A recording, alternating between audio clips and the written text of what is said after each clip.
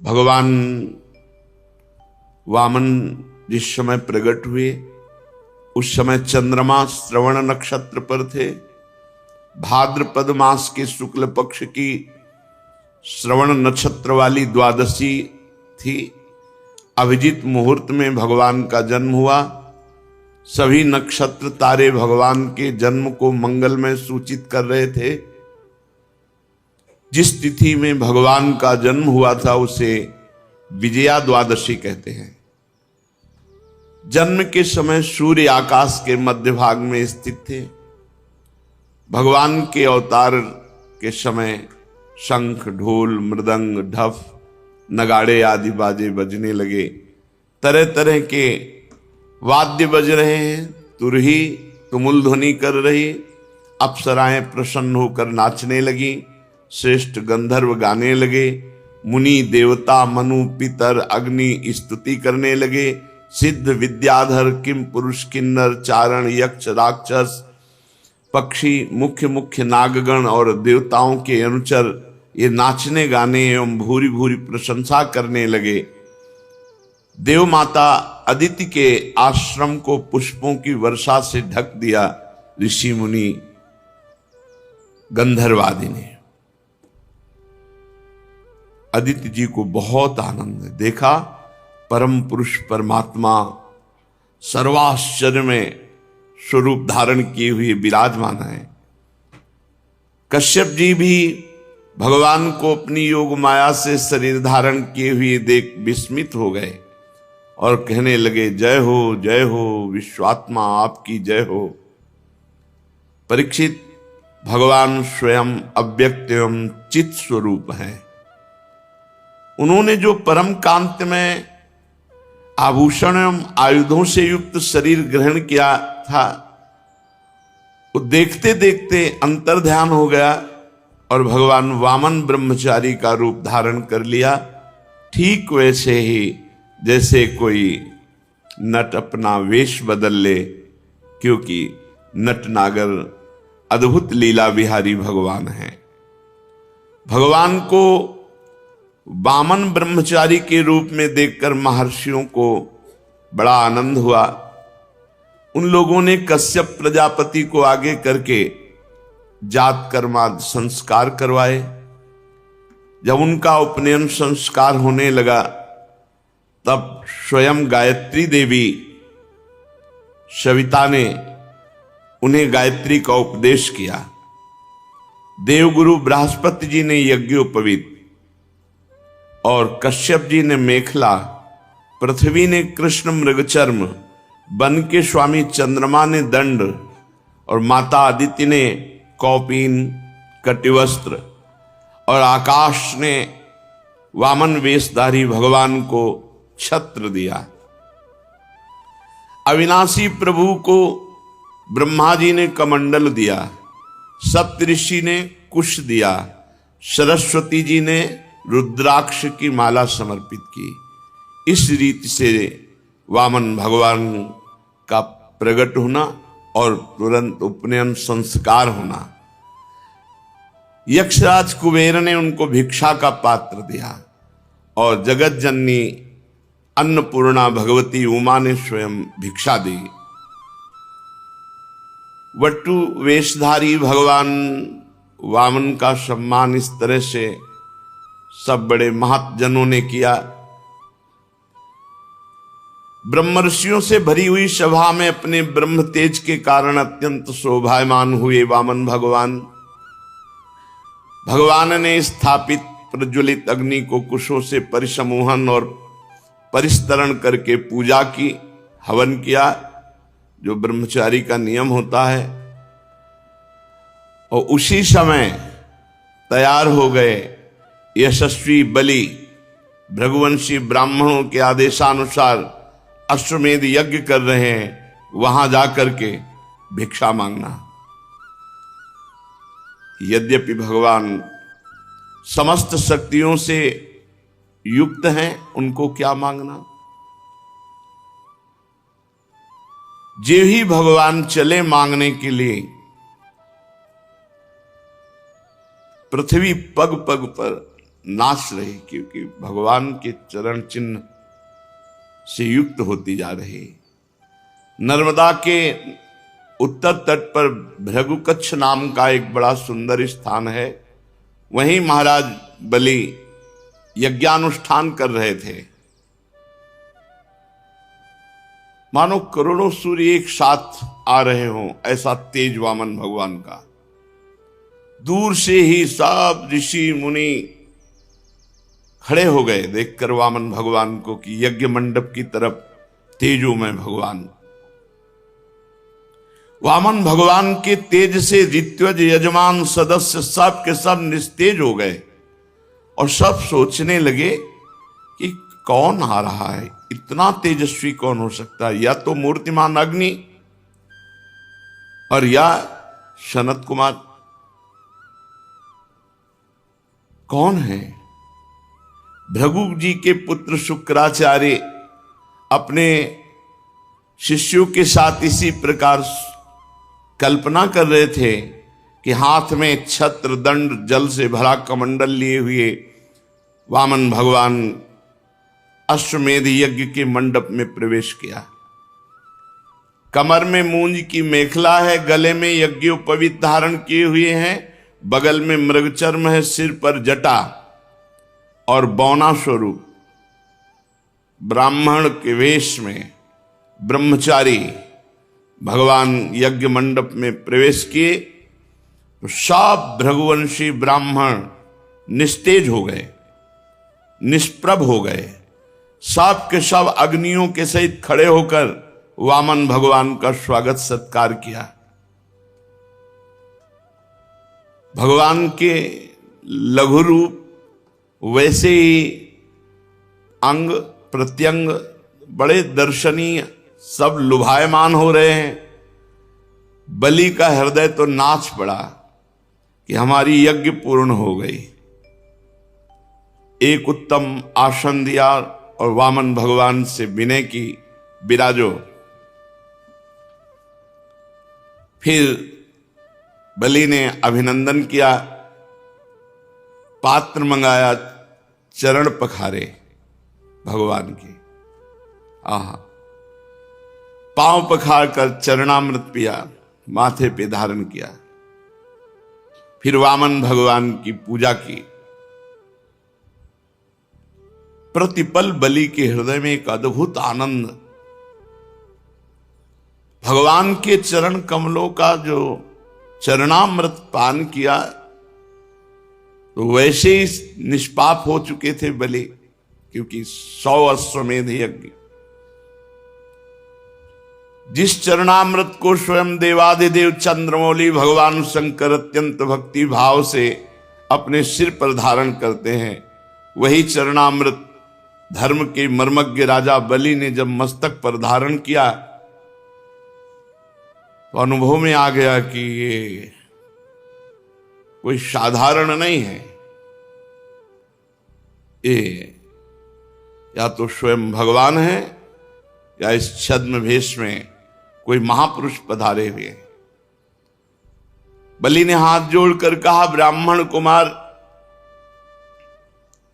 स्वागतम ते नमस्तुभ्यम ब्रह्मन् किं करवाम ते ब्रह्मर्षीणां तपः साक्षान् मन्ये त्वार्य वपुर्धरम्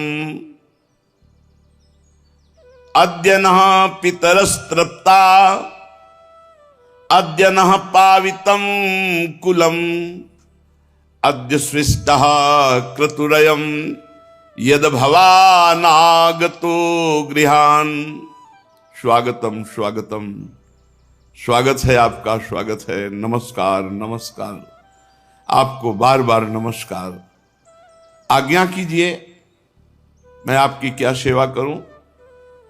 आज मुझे ऐसा जान पड़ता है कि बड़े बड़े ब्रह्म ऋषियों की तपस्या ही स्वयं मूर्तिमान होकर वामन के रूप में मेरे सामने आई है।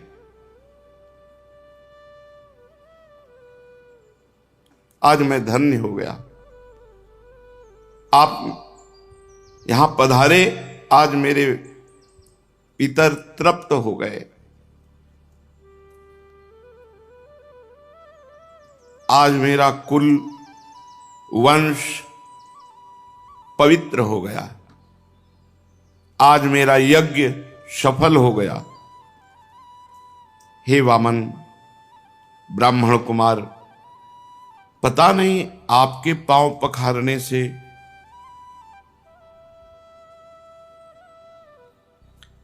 बड़ी बड़ी विधि पूर्वक यज्ञ करने पर भी जो आनंद नहीं आया, वो आनंद आपके पांव पखारने से आया। आज मुझे सब फल मिल गया। ये नन्हे नन्हे चरणों का धोवन हमारे हृदय में एक अद्भुत आनंद प्रकट कर रहा है। हे ब्राह्मण कुमार, ऐसा जान पड़ता है कि आप यहां ऐसे ही नहीं आए, कोई उद्देश्य लेकर आए। क्योंकि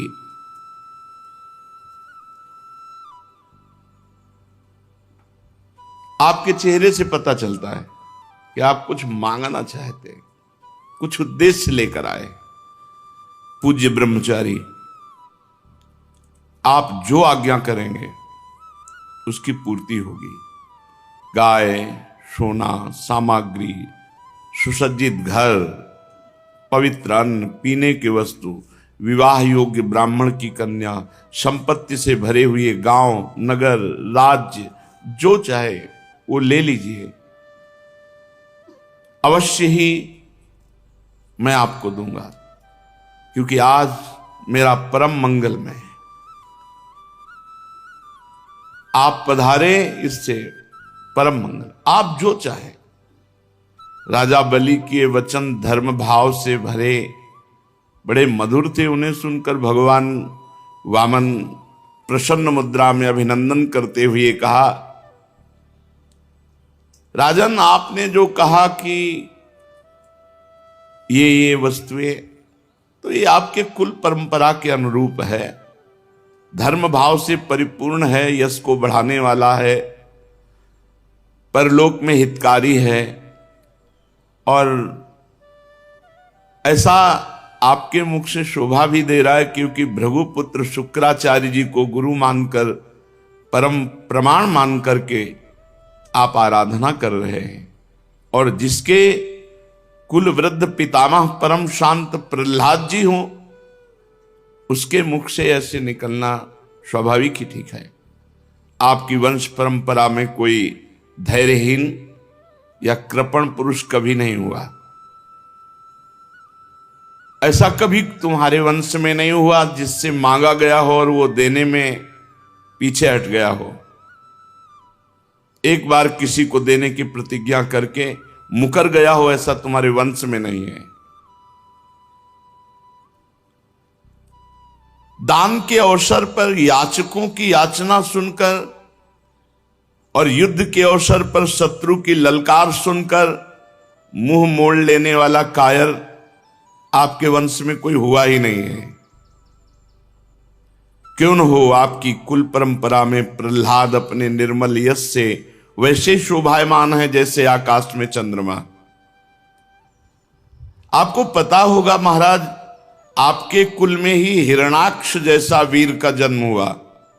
वो वीर जब हाथ में गदा लेकर अकेला दिग्विजय के लिए निकला तो सारी पृथ्वी में उसका कोई जोड़ नहीं मिला। तब भगवान श्री हरि जल में से पृथ्वी का उद्धार करने गए थे, तो सामने देखा कि हिरणाक्ष गदा लिए हुए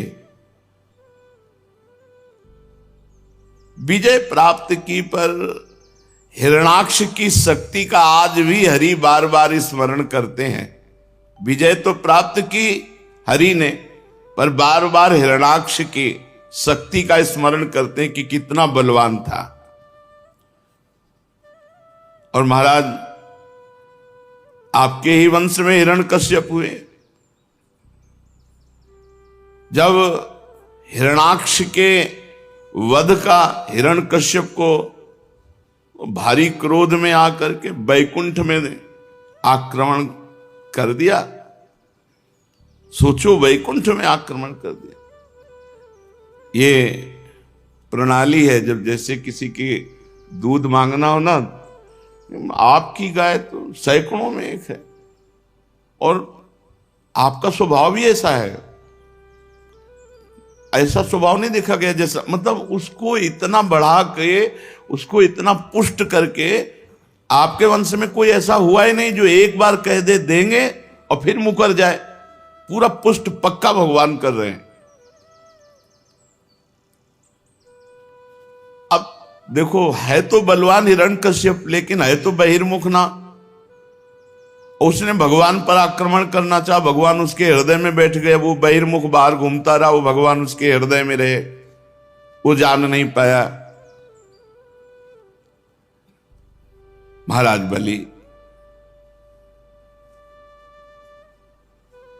आपके वंश में एक से एक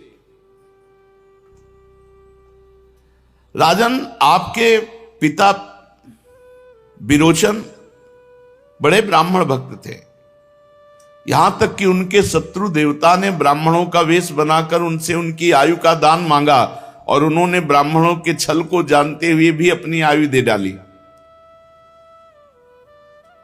आप भी अपने वंश का ही, और शुक्राचार्य जी आपके गुरु, प्रहलाद जी आपके पूर्वज, बड़ा यश आपके, भगवान बड़ाई किए जा रहे हैं। मुंह मांगी वस्तु देने वालों में आप श्रेष्ठ हैं, तो आपने कहा जो इच्छा हो सो मांग लो। तो देखो, हम बहुत संतुष्ट ब्राह्मण हैं, संतोषी ब्राह्मण। हमको तो केवल अपने 3 पग पृथ्वी चाहिए, उतने से काम चल जाएगा। 3 पग पृथ्वी वो थोड़ी सी है, अपने पैरों से हम 3 डग केवल नापेंगे, उतनी पृथ्वी देव। बहुत जोर से सब सभा और बलि जी भी हंस दिए, बोले ब्राह्मण कुमार तुम किससे बात कर रहे हो? त्रिभुवनपति से बात कर रहे हो। तुम वैसे जब बात करते तो लगता है ज्ञानियों में श्रेष्ठ कोई बात कर रहा है, पर अभी बच्चे हो तुम। फिर तुमसे कह रहा हूं, नगर का नगर मांग लो, राज्य का राज्य मांग लो। तुम अभी समझ नहीं पा रहे हो कि तुम क्या मांग रहे हो। महाराज बलि से 3 डग केवल भूमि। अरे मैं तीनों लोकों का एकमात्र अधिपति हूं, द्वीप का द्वीप दे सकता हूं। जम्बू द्वीप मांग लो, पूरा द्वीप दे दूं। मैं बहुत प्रसन्न हूं और तुम मुझसे 3 डग भूमि केवल। ब्रह्मचारी, मेरा एक स्वभाव है, मेरे यहां जो मांगने आ गया उसको कभी जीवन में दूसरी जगह मांगना ना पड़े, इतना मांग लो। भगवान ने कहा, राजन अगर असंतोष हो जाए तो ये पूरा विश्व ब्रह्मांड एक आदमी को दे दिया जाए तो भी तृप्त नहीं होगा, और संतोष हो जाए तो थोड़े में भी आनंद रहता है। देखो, हम हैं संतोषी। आपको देना है तो 3 पग भूमि केवल, बस, मुझे और कुछ नहीं। मैं संतुष्ट हूं 3 पग पृथ्वी में। जो कुछ संतोष से जीवन व्यतीत करने पर आनंद मिलता है ना, वो असंतोषी को कभी नहीं मिल सकता। असंतोषी का हृदय जलता रहता है और संतोषी का हृदय शांत शीतल रहता है। असंतोषी जन्म मृत्यु के चक्कर में पड़ता है और संतोषी मोक्ष। वैसे तो स्वयं प्राप्त वस्तु से जो संतुष्ट रहता है उसका भजन तेज कभी नष्ट नहीं होता और वो सहज में मोक्ष पदवी पर आरूढ़ होता है। कोई इच्छा नहीं, आकाश वृत्ति से स्वयं जो आए उसी से, न मांगना न कोई उपाय करना। पर हम आए हैं तुम्हारे यहां मांगने, इसीलिए मैं अपनी बात पे डटा हूं कि केवल 3 पग भूमि का आप दान कीजिए। भगवान जब अपनी बात पर डटे हैं तो राजा बलि ने कहा, चलो जिसमें तुम्हें प्रसन्नता हो उतना ही कर लो। 3 पग पृथ्वी चाहिए, जलपात्र उठाया, मैं संकल्प करता हूं। शुक्राचार्य जी सब कुछ जान गए कि अरे वामन रूप में तो स्वयं भगवान है और राजा बलि को त्रिभुवन से, जो त्रिभुवनपति पद है, उससे हटाने की ये लीला है। शुक्राचार्य जी ने कहा, विरोचन कुमार बलि सावधान, संकल्प मत करना।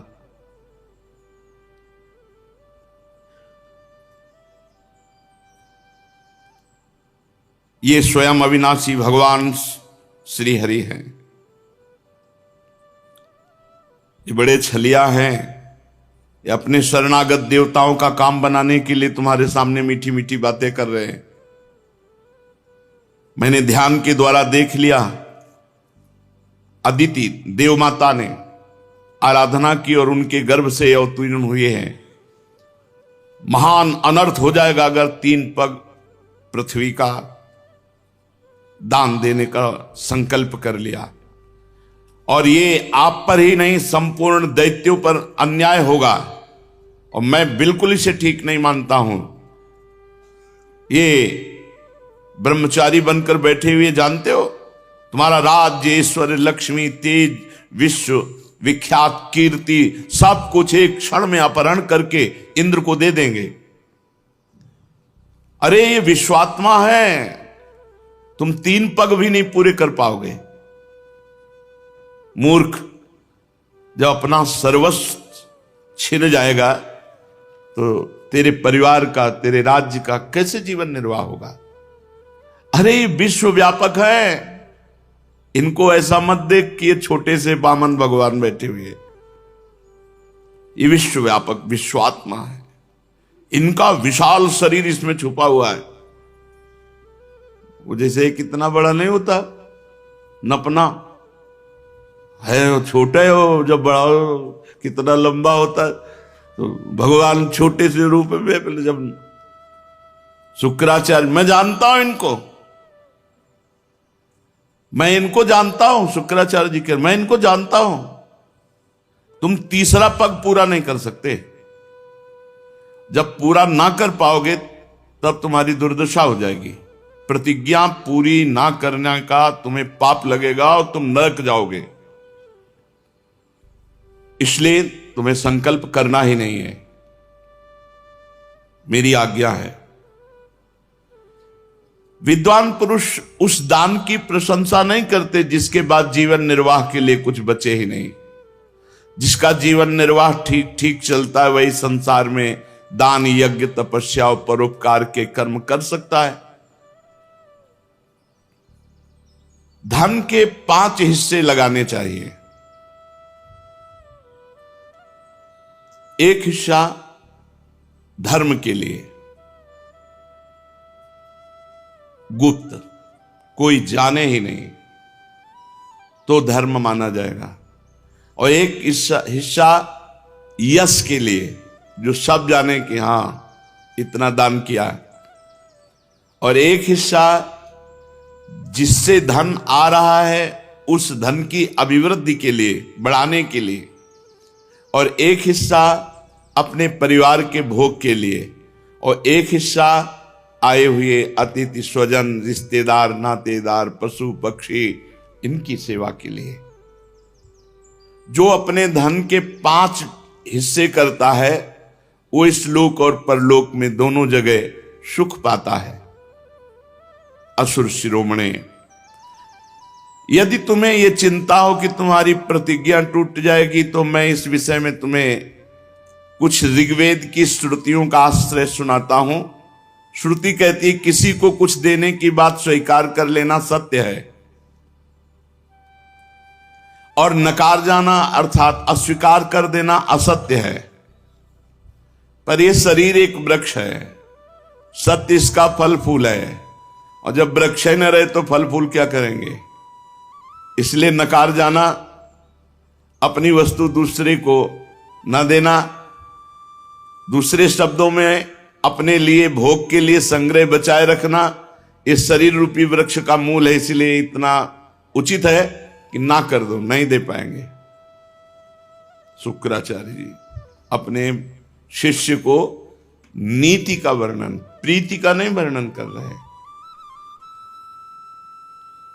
हां मैं दूंगा, ये वाक्य ही धन को दूर कर हटाने वाला है, इसलिए कह दो नहीं दूंगा।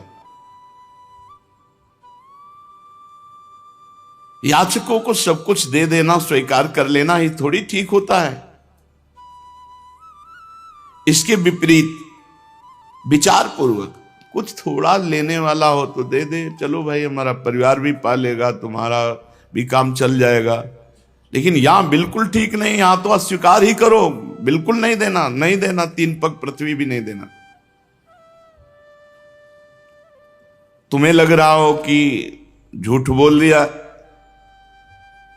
तो देखो यहां झूठ बोलने में पाप नहीं लगता। जब अपनी स्त्री को प्रसन्न करने के लिए, तो झूठ बोलने में कोई बात नहीं। शुक्राचार्य जी महाराज प्रमाण दे रहे हैं। और हास परिहास में बोला गया झूठ, किसी के प्राण बचाने में बोला गया झूठ, और किसी जीवन रक्षा, प्राण संकट, गौ ब्राह्मण इनके हित में बोला गया, ये पापकारी नहीं होता है। अपनी स्त्री को प्रसन्न करने के लिए बोला गया, हास परिहास में बोला गया, और किसी की आजीविका जा रही है और आप झूठ बोल दो बच जाएगी, तो आप झूठ बोल दो, वो सत्य का फल मिलेगा आपको। किसी के प्राण जा रहे हैं और आपके झूठ बोलने से बच जाते तो आप झूठ बोल दो, उसके प्राण बच जाएंगे। गौ ब्राह्मण के हितकर में अगर आप झूठ बोल देते हैं तो वो सत्य के समान होगा। किसी की निंदा होने जा रही है, उसका बेचारे का सर्व यश क्षीण हो जाएगा, झूठ बोल दो बच जाएगा। ये स्थान बताए शुक्राचार्य जी ने और कहा तुम झूठ के लिए डरो मत, बोल दो मैं नहीं दे पाऊंगा 3 पग पृथ्वी। गुरुदेव बोल रहे हैं। राजा बलि ने कहा भगवान आपका कहना सत्य है, गृहस्थाश्रम में रहने वालों के लिए वही परम धर्म है जिससे उनकी आजीविका में बाधा न पड़े। परंतु गुरुदेव मैं प्रहलाद जी का पौत्र हूं। आहा, प्रहलाद जी का पौत्र हूं, अर्थात भगवान के भक्ति और भक्तों की श्रेणी में चरम अवस्था को प्राप्त महापुरुष, ऐसे महापुरुष का पौत्र होकर एक बार देने की बात कहकर मैं मुकर जाऊं, कभी नहीं हो सकता।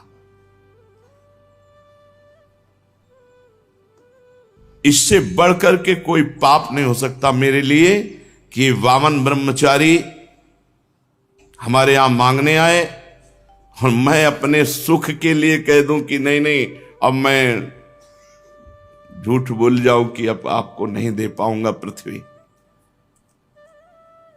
महाराज, इस संसार में सबसे बड़ी बात है आए हुए अतिथि का, शरणागत का पूर्ण रूप से स्वागत करना सबसे बड़ी बात है। दधीची अपनी हड्डियों को, जीवन को दे दिया, सिवी काट काट के मांस दे दिया कबूतर की रक्षा के लिए। इन महापुरुषों ने दुष्ट प्राणों को दान कर दिया। ये तो पृथ्वी मांगने आए हैं और इस पर हम विचार, सोच विचार इतनी गहराई से नहीं। महाराज गुरुदेव, ऐसे लोग संसार में बहुत नहीं देखे जाते जो देने की बात कह करके डटे रहें, युद्ध में जो कभी पीठ ना दिखाएं और जिनके घर से कभी भिक्षुक वापस नहीं गया, ऐसे ज्यादा नहीं देखे जाते। शतपात्र प्राप्त हो और धन का दान कर दे, इससे बढ़कर लाभ क्या हो सकता है। गुरुदेव उदार करुणाशील पुरुष अपात्र याचक की कामना पूर्ण करके भले दुर्गति भोगना पड़े स्वीकार करते हैं। फिर आप जैसे ब्रह्मवेत्ता पुरुष इन परम तेजस्वी ब्रह्मचारी जो हम पात्र हैं, इनकी अभिलाषा पूर्ण करने में आप कह रहे हैं कि ना कह दो। और आपने संकेत किया कि ये वरदानी भगवान श्री हरि हैं, तब तो और मैं उत्साहित हो गया कि त्रिभुवन के स्वामी होकर के ये भिक्षुक बन करके हमारे सामने आए हैं। अरे ये तो अपने पराक्रम से भी ले सकते थे। जब ये त्रिभुवन के पति होकर के भिक्षुक बन करके आए हैं तो इनको अवश्य अवश्य अवश्य दान करूंगा। मेरे अपराध को क्षमा करो कि मैं आपकी आज्ञा का उल्लंघन कर रहा हूं। ये अधर्म से मुझे बांध लें, मेरा अनिष्ट करें, मुझे भयभीत करें, मैं विचलित नहीं होऊंगा। ये पवित्र कीर्ति भगवान श्री हरि ही क्यों ना हो, ये अपना यश खोना नहीं चाहेंगे। अगर ये मांगने पर उतर गए हैं तो ये छीन भी सकते हैं। और अगर कोई दूसरा हमसे छल करना चाहे तो ये समझ लो मैं आपकी कृपा से इतना बलशाली हूं कि मेरे बाण की चोट खाकर सदा के लिए वो सो जाएगा। मैं गुरुदेव आपकी बात नहीं मानूंगा। शुक्राचार्य जी ने देखा कि शिष्य तो अश्रद्धालु हो गया, हमारी बातें ही नहीं मान रहा और ऋग्वेद और हर वेद के उपदेश दे रहे हैं। संकल्प बाद में हुआ, साप पहले मिला। यत तज्ञ विस्मय परिणामे अमृतोपमम्। ये बात ध्यान रखो, सतमार्ग में शुरुआत में जे भी चलोगे तो विपरीतता आ जाएगी। देखो अभी संकल्प नहीं किया और शुक्राचार्य जी ने हाथ में जल लिया और कहा मैं शाप देता हूं, तुम्हारा संपूर्ण ऐश्वर्य भ्रष्ट हो जाए, तुमसे छिन जाए, तुम ऐश्वर्यहीन हो जाओ। गुरु की आज्ञा का उल्लंघन, सत्य प्रतिज्ञ उदार इस साप के योग्य नहीं थे महाराज बलि, कोई अपराध नहीं था। शुक्राचार्य जी ने कहा मूर्ख अज्ञानी, तू अपने को बड़ा ज्ञानी मानता है, तू मेरी उपेक्षा करके गर्व कर रहा है, बार बार मेरी आज्ञा का उल्लंघन कर रहा है, इसलिए जा शीघ्र तू अपने ऐश्वर्य को खो दे, लक्ष्मी खो दे। राजा बलि बड़े महात्मा स्वभाव के थे। गुरुदेव का शाप सिर पर स्वीकार किया और दंडवत की, पर वो इस बात में नहीं डिगे 3 पग पृथ्वी देने के लिए। वामन भगवान की विधि पूर्वक पूजा के हाथ में जल लेकर 3 पग भूमि का संकल्प कर दिया। उसी समय राजा बलि की पत्नी विंध्यावली, जो मोतियों के गहनों से सुसज्जित थी, वहां आई और अपने हाथों से वामन भगवान के चरण पखारने के लिए जल से भरा हुआ स्वर्ण का कलश ला कर दिया।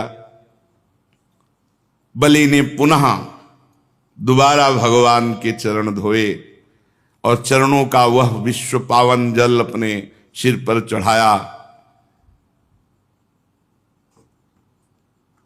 देवता लोग ये देख करके, सौभाग्य इतना बलि का देख के कि हमको राज्य तो मिलेगा ही अब, क्योंकि भगवान ने ठान लिया है, लेकिन जो बलि को मिल रहा है वो मुझे नहीं मिला, बलि आगे ही रहेंगे।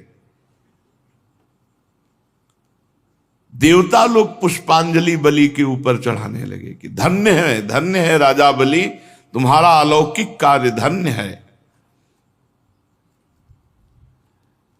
अब जे ही संकल्प हो गया तो बड़ी अद्भुत घटना घटी। यज्ञ मंडप के बाहर एक चरण जे ही बढ़ा तो बस बढ़ते ही चला गया। सब आश्चर्यचकित। वामन भगवान का पृथ्वी आकाश दिशाएं स्वर्ग पाताल समुद्र पशु पक्षी मनुष्य देवता ऋषि सब समाते चले जा रहे हैं। भगवान का चरण बढ़ता चला जा रहा है। सब ऋषि मुनि आश्चर्यचकित है। इतना बड़ा भगवान का रूप हो गया कि चरण तल में रसातल, चरणों में पृथ्वी, पिंडलियों में पर्वत, घुटनों में पक्षी, जांघों में मरुदगण बढ़ता। भगवान के विशाल स्वरूप का कौन वर्णन करे। सर्वात्मा भगवान संपूर्ण जगत को नाप लिया। भगवान का उसी समय सुदर्शन चक्र गरजते हुए भयंकर टंकार करने वाला सारंग धनुष, पांचजन्य शंख, कौमोद की गदा, 100 चंद्राकार चिन्हों वाली ढाल, विद्याधर नाम की तलवार, अक्षय बाणों से भरे 2 तरकस, लोकपालों के सहित भगवान के सुनंद आदि पार्षदगण ये सब उपस्थित हो गए।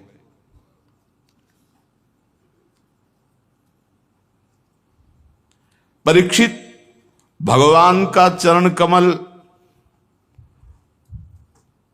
ये जब ब्रह्मलोक पहुंचा, यहां से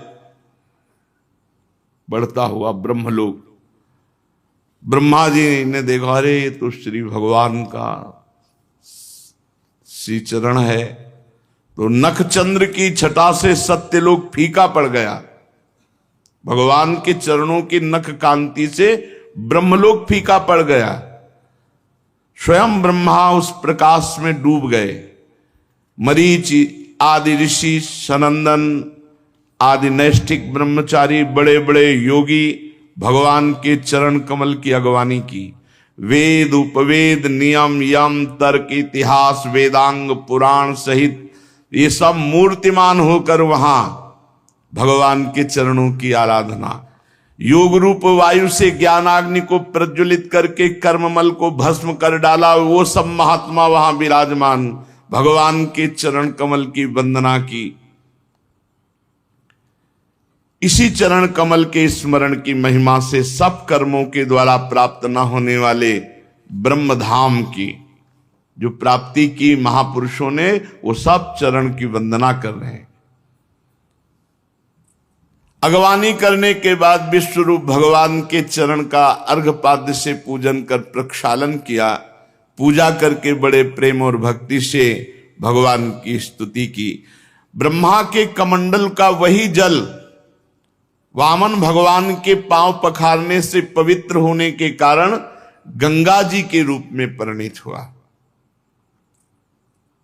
आकाश मार्ग से पृथ्वी पर गिरकर तीनों लोकों को पावन करती हुई ये गंगा जी हैं। गंगा जी क्या है? मूर्तिमान भगवान के चरणारविंद की उज्जवल कीर्ति है। ब्रह्मद्रोह साक्षात ब्रह्म है।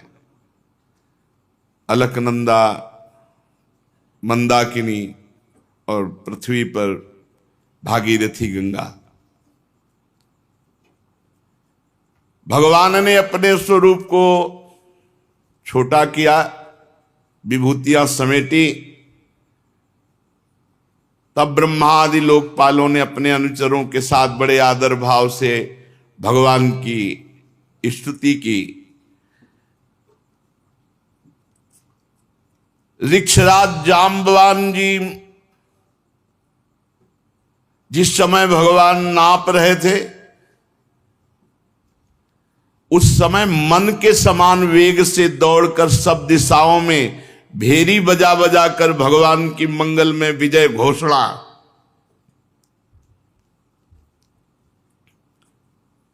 तभी वो जब कौन जाए समुद्र के पार, तो कह रहे हैं कि समुद्र क्या, बूढ़ा हो गया हूं। नहीं तो जितने में भगवान ने 2 पग पृथ्वी नापी थी, उतने में 7 परिक्रमा पूरे ब्रह्मांडों की, और हर जगह जय घोष वामन भगवान की जय। मन के वेग के समान, मन के वेग के समान।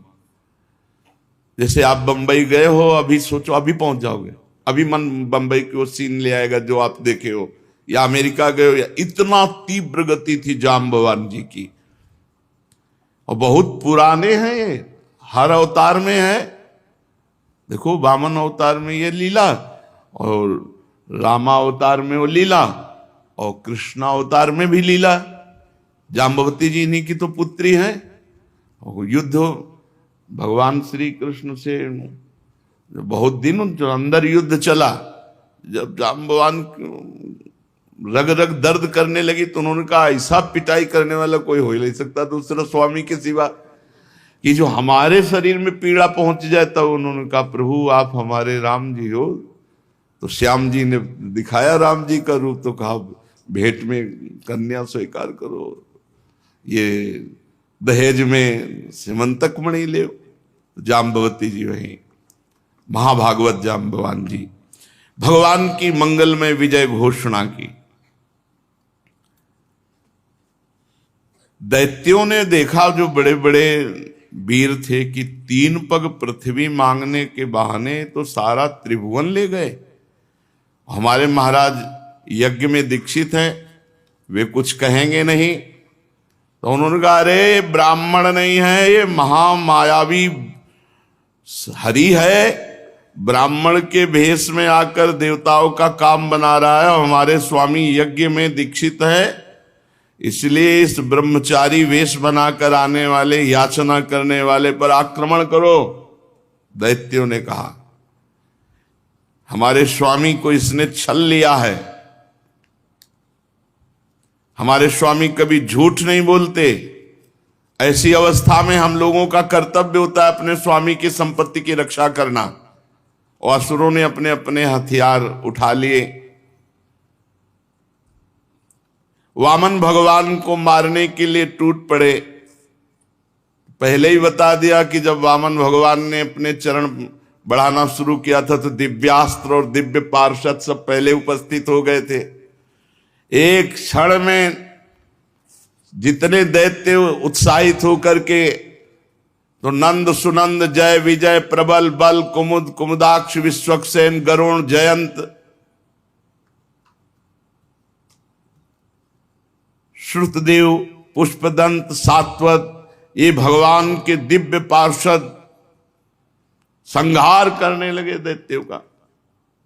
जब राजा बलि ने देखा कि भगवान के पार्षद मेरे सैनिकों को मार रहे हैं, तो उनको शुक्राचार्य जी के शाप का स्मरण आया कि गुरुदेव ने शाप दे दिया है कि ऐश्वर्य भ्रष्ट हो जाओ।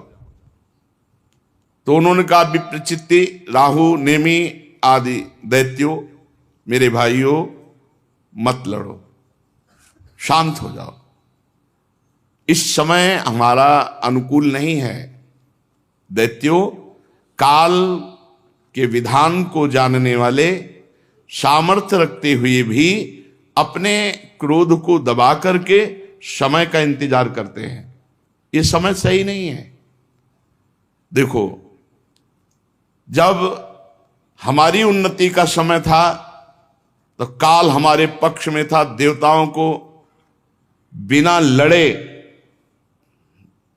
स्वर्ग छोड़कर भागना पड़ा था। आज काल हमारे प्रतिकूल है, इसलिए हमारी अवनति होनी है। बल, मंत्री, बुद्धि, दुर्ग, मंत्र, औषधि, कोई उपाय इस समय मेरा काम नहीं करेगा, क्योंकि काल हमारे अधीन नहीं। इस समय काल विपरीत है। तुम लोग चिंता मत करो, शांत हो जाओ। दैव काल जब हमारे अनुकूल होगा तब हम पुनः इंद्र पद प्राप्त करेंगे। परीक्षित अपने स्वामी बलि की बात सुनकर भगवान के पार्षद विजयश्री और दानों भाग गए। भगवान ने पक्षीराज गरुण से कहा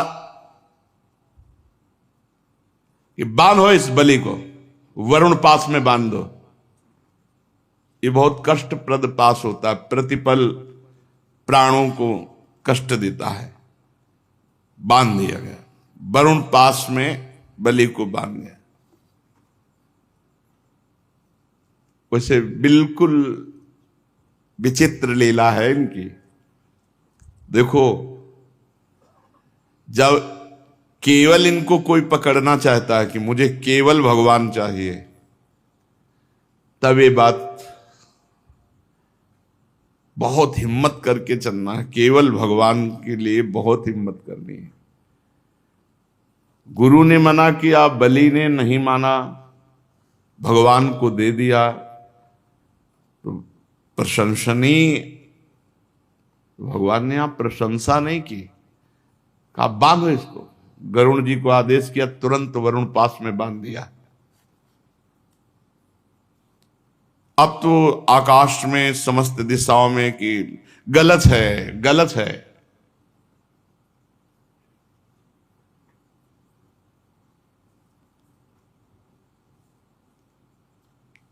क्योंकि जिसने सर्वस्व अर्पित कर दिया, अब क्या है? अभी अहंकार देखना है कि देने का अहंकार है क्या?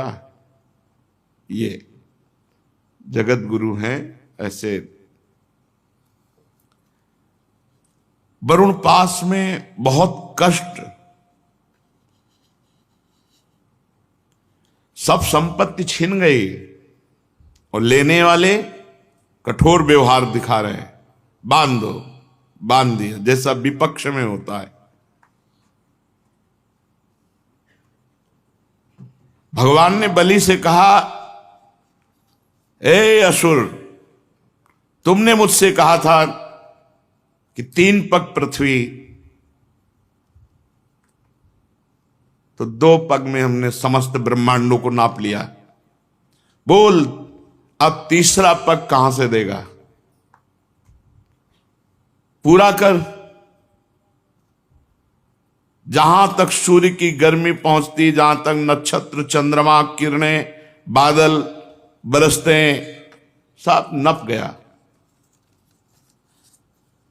तेरे देखते देखते मैंने पैर से भूलोक, आकाश, दिशाएं, स्वर्गलोक, महरलोक, जनलोक, तपलोक, सत्यलोक सब नाप लिया। बोल, तीसरा पग अगर नहीं देगा तो तुझे नरक में डालूंगा।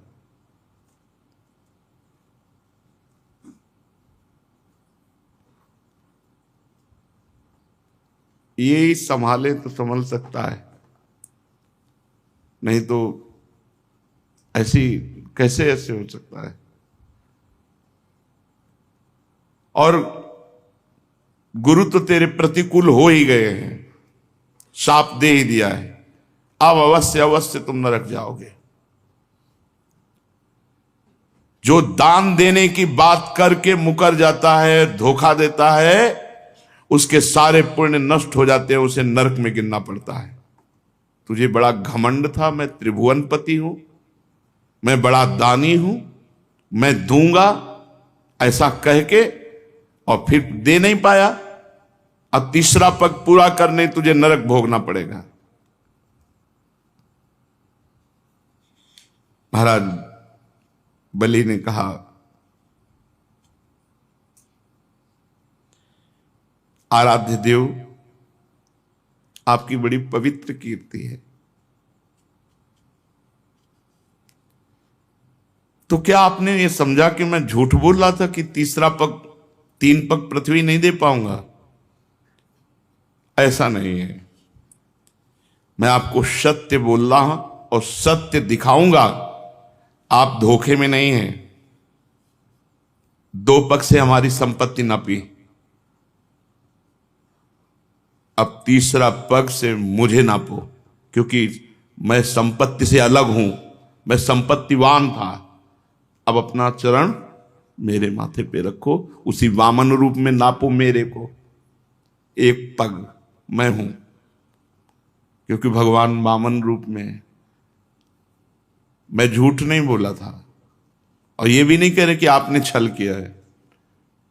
आपकी पवित्र कीर्ति है। आप मेरी बात को असत्य समझते हैं, ऐसा नहीं, मैं उसे सत्य कर दिखाता हूं। आपको धोखे में नहीं डाला। आप कृपा करके तीसरे पग को मेरे मस्तक पर धार, और ये नरक में जाने का भय किसी और को दिखाओ, हमें नहीं। देखो, ये भक्त का हृदय होता है। आप मुस्कुरा रहे हो ना, मुझे दुख भरे पास में बांध करके, मुझे कोई दुख नहीं इससे। आप ऐसा दिखा रहे हो ना कि मेरे पास अब फूटी कौड़ी भी नहीं बची है, गुरु भी विपरीत है, और आप भी मुझे दंड दे रहे हैं, इस पर मुझे बिल्कुल कोई भय नहीं है। मैं डरता हूं तो केवल इस बात से कि मुझसे कोई त्रुटि ना हो जाए, अपराध ना बन जाए। अपने पूजनीय गुरुजनों के द्वारा जो दंड दिया जाता है वो तो पावन करने वाला होता है, और मैं ऐसा दंड चाहता हूं, क्योंकि ऐसा दंड ना माता पिता भाई बंधु नहीं दे सकते, वो तो गुरुजन ही दे सकते हैं। प्रभु, आप छिपे रूप से अवश्य ही हमें श्रेष्ठ शिक्षा दी है। आप हमारे परम गुरु हैं। जब कोई धन से मतवाला होता है, बल से मतवाला होता है, अहंकार से मतवाला होता है, तो आप उसे ठीक करते हैं, उसको ज्ञान नेत्र प्रदान करते हैं, उसके अहंकार का नाश करके। ये परम उपकार है नाथ। मैं कैसे बताऊं कि आप कितना उपकार हमारे ऊपर किए। अनन्य भाव से योग करने वाले योगी गण जो सिद्धि प्राप्त नहीं कर पाए, वो सिद्धि मुझे प्राप्त हुई। मुझे ये धमकी मत दो कि नरक, ऐसी महिमा आपकी, ऐसी लीला आपकी, वो आप मुझे दंड दे रहे हैं, वरुण पास से बांध रहे हैं। प्रभु, इसमें ना मुझे कोई लज्जा है, ना मुझे कोई व्यथा है, ना मुझे कोई दुख है। फिर कहता हूं, मैं प्रहलाद जी का पौत्र हूं।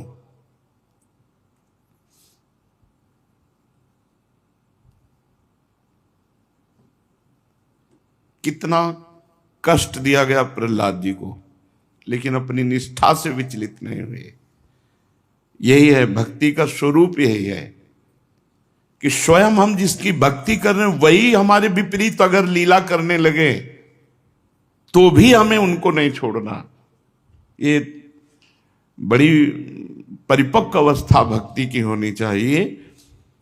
देखो, सब कुछ समर्पित है, अब आपके सिवा कोई है नहीं, और आप ही विपरीत हो, गुरु भी विपरीत हो गए, सब विपरीत हो गए, तो आप कम से कम आप तो विपरीत ना होइए। लेकिन आखिरी हद की बात है कि आप भी विपरीतता दिखा रहे हो। कह रहे हैं तुझे पक्का नरक मिलेगा, और गरुड़ जी से कह के वरुण पास में बंधवा दिया, और कहां तीसरा पग पूरा करेगा। बड़ा दानी बनता है ऐसा। ये जैसे जादूगर की हर चाल को जमूरा जानता है, ऐसे ही भगवान की भक्ति में इतनी सामर्थ्य है कि भगवान की हर चाल को पहले ही भक्त के अंदर भक्ति समझा देती कि ऐसे से ऐसे चलना है। इसीलिए भक्ताधीन भगवान को कहा गया है।